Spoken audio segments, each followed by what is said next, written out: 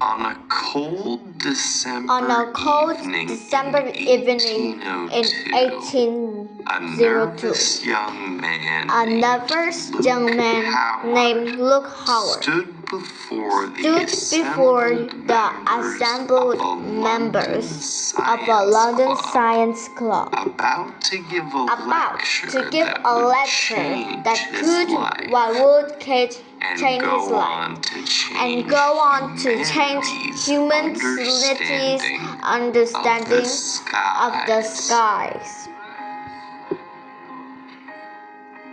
Luke Howard was a pharmacist by profession.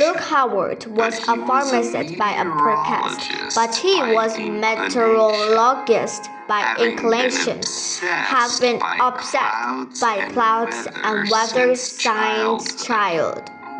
As a schoolboy, he spent hours staring out of the classroom window, gazing at the passing clouds. Like everyone else at the time, he had no idea how clouds formed or how they stayed aloft. But he enjoyed observing their endless transformation. By his own admission, Luke paid little attention to his lessons. But fortunately for the future of meteorology, he managed to pick up a good knowledge of Latin. Compared to the other natural sciences, meteorology, the study of weather, was a late developer.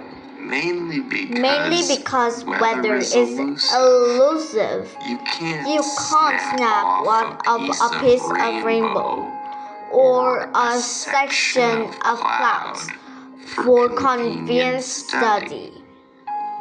You can, of course, collect rainwater in calibrated containers. But all you really end up with a bucket of water. Understanding clouds required a different approach, which is where Luke Howard's idea came in. His simple insight, based on years of observation, was that clouds have many individual shapes, but they have few basic forms. In fact, all clouds belong to one of three principal types, to which Howard gave the name Cirrus, Latin for tendril or hair, cumulus, heap or pile, and stratus, layer or sheet.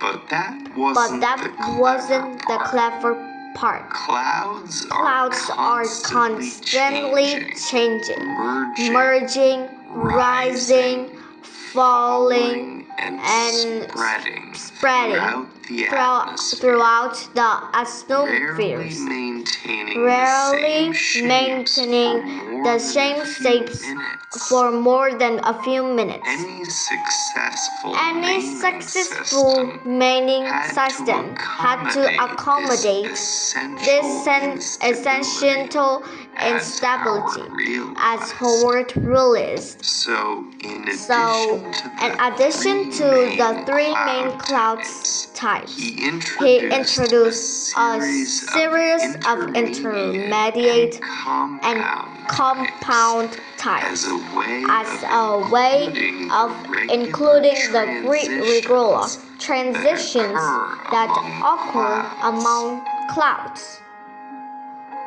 a high wisping cirrus cloud that descended and spread into a sheet was named cirrostratus, while groups of fluffy cumulus clouds that joined up and spread were named stratocumulus.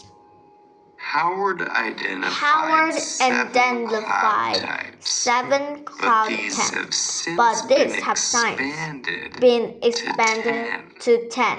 Cloud 9 being the towering cumulonimbus thundercloud, which is probably why being on Cloud 9 means to be on top of the world. Howard's classification had an immediate international impact.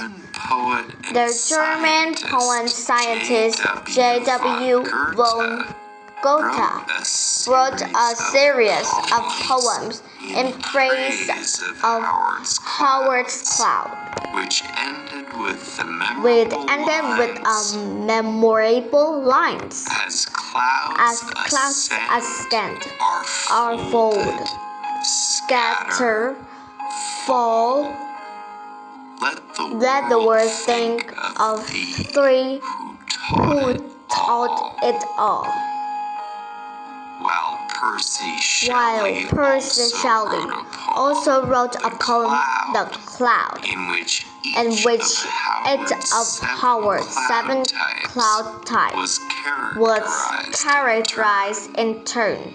But perhaps the most impressive response to the meaning of clouds was by the painter John Constable, who spent 2 summers on Hampstead Heath painting clouds in the open air. Once they'd been named classified, clouds became easier to understand, as the visible signs of otherwise invisible atmospheric processes. Clouds ride a kind of genre on the sky that allows us to understand the circulating light of weather and climate. Perhaps the most important breakthrough in understanding clouds was realizing that they are subject to the same physical law as everything else on Earth. Clouds, for an example, do not float, but fall slowly under the influence of gravity. Some of them stay aloft due to upward convection from the sun-head ground, but most are in state of slow ballistic descent. Clouds are the patron goddess of idle fellows, as the Greek dramatist Aristophanes wrote in 420 BC.